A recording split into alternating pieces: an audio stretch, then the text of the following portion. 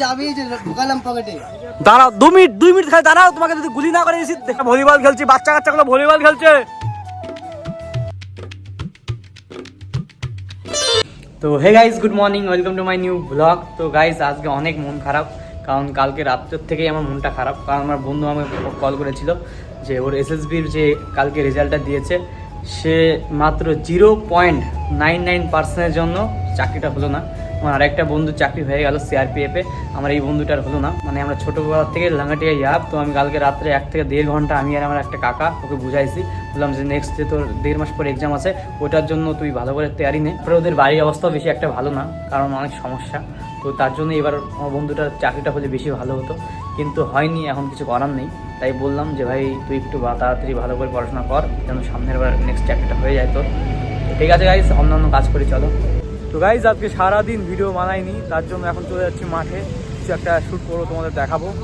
আমার দাদা হচ্ছে আশীর্বাদে অ্যাড দিচ্ছে, মুদিখানা দোকান, সবাই যদি লাগে আশীর্বাদ আবার আছে, এই যে কিরকম স্টোর। তো গাইস চলে আসো এখানে, মানে চিপ রেটে মানুষকে মুদিখানা জিনিসপত্র দেয়, এখানে ঘি সব কিছু পাওয়া যায়। চলো তাহলে একটু মাঠের থেকে ঘুরে আসি। মাঠে কেউ নেই, খালি 2 দাদারা দাঁড়াই আছে। দাদা কি বলবে আপনি? না কিছু বলবো না, কিছু বলার নাই আমার। দাদা হ্যাঁ বলো দাদা।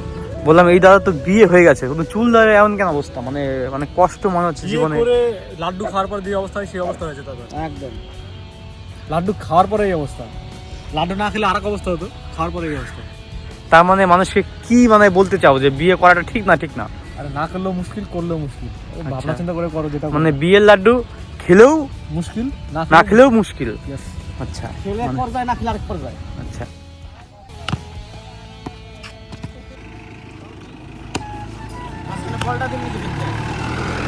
আমরা এখানে খেলতে আসছি ভলিবল, তুমি বাস নিয়ে কেন আসছো?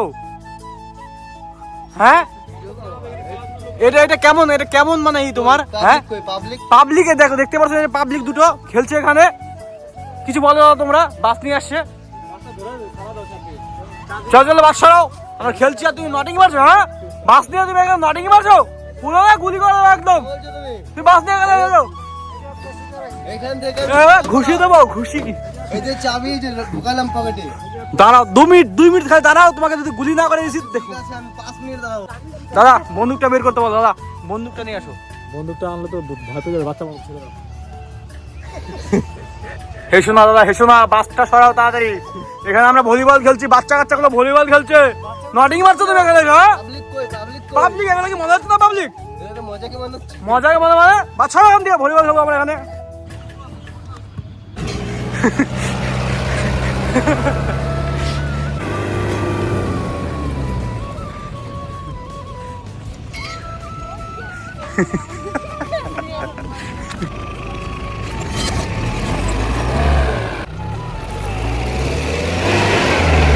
তো আজকে আমাদের স্পেশাল ভলিবল খেলা হচ্ছে, এক সাইডে হচ্ছে তোমার বাবা আর এক সাইডে হচ্ছে ছেলে। খেলাটা আজকে অনেক মজাদার হয়েছিল। তো খেলা শেষ করার পরে অন্ধকার হয়ে গেছে, আমি এখন রেস্টুরেন্টে চলে যাচ্ছি। আজকে আমার এই বোন আমার ফার্স্ট ভিডিওতে কমেন্ট করেছে, তার জন্য আমার বোন রেস্টুরেন্টে চলে আসছে। আজকে আমার ছোট্ট একটা বোনু, সে হচ্ছে অফারটা জিতেছে, সে ফার্স্ট কমেন্ট করেছে। তোমার বোনু এখন চলে আসছে আমার রেস্টুরেন্টে। বোনু তাহলে তুমি আজকে অফারটা দিচ্ছ, বলো কি খাবে? পিৎজা। চলো তাহলে তুমি বসো, আমি পিৎজাটা রেডি করে দিচ্ছি। ঠিক আছে বসো। বুনু তোমার পিৎজা রেডি।